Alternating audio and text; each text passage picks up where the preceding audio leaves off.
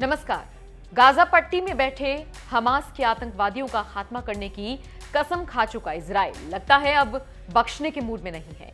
Israel पर rocket दागकर हमले की शुरुआत करने वाले हमास को पीएम बेंजामिन नेतन्याहू अब सबक सिखाकर ही मानेंगे। यही वजह है कि अब तक गाजा पट्टी पर रॉकेट दागने वाले इजरायली सेना अब जमीनी कार्रवाई के मूड में दिख रही है।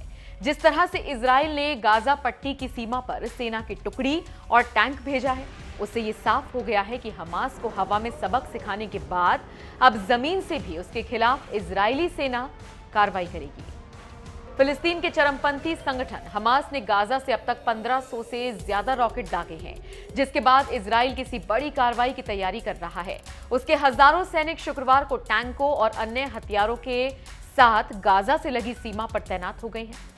ऐसा माना जा रहा है कि अब इजराइल जमीनी कार्रवाई की योजना बना रहा है। सेना के प्रवक्ता जॉन कॉन्ड्रिकस ने जवाबी कार्रवाई की तो पुष्टि की है, लेकिन यह नहीं बताया कि इस ऑपरेशन का स्तर कितना बड़ा है। इजरायली सेना के प्रवक्ता का कहना है, हम पूरी तरह तैयार हैं, विभिन्न परिस्थितियों के लिए अब भी तैयारी कर रहे हैं। इजराइल ने गुरुवार को गाजा सीमा के पास पैदल सेना की 2 टुकड़ियां और एक हथियारबंद टुकड़ी को तैनात कर दिया। सेना के कम से कम 7000 रिजर्व सैनिकों को बुलाया गया है।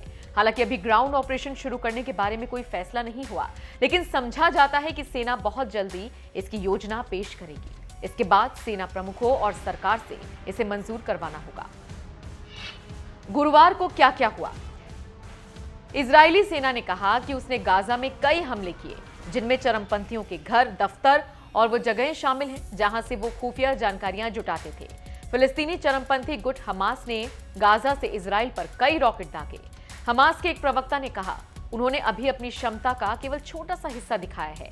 इजराइल के भीतर कई शहरों और कस्बों में यहूदी और इजराइल अरबों के बीच गुरुवार को भी हिंसा हुई। कई अंतर्राष्ट्रीय विमान सेवाओं ने इजराइल के लिए अपनी उड़ानें स्थगित कर दी हैं। इजराइल इधर गाजा में बैठे हमास आतंकवादियों से निपट रहा था कि उधर लेबनान से भी इजराइल पर रॉकेट दागे गए। इजरायली सेना ने बताया कि लेबनान से उत्तरी इजराइल के तट के पास समुद्र में 3 रॉकेट दागे गए। इसकी जिम्मेदारी अब तक किसी ने नहीं ली है, लेकिन लेबनान के भीतर कई चरमपंथी गुट सक्रिय हैं, जिनमें हिजबुल्लाह भी शामिल है, जिसके साथ 2006 में इजराइल की महीने भर लड़ाई रह चुकी है। ऐसे में हिजबुल्लाह की ओर से ही रॉकेट दागने की संभावनाएं जताई जा रही हैं। आपको बता दें, 7 मई की शाम से यरूशलेम की अल अक्सा मस्जिद में शुरू हुआ विवाद लगातार बढ़ता जा रहा है। 10 मई की शाम से हमास ने इजराइल पर रॉकेट दागने शुरू किए।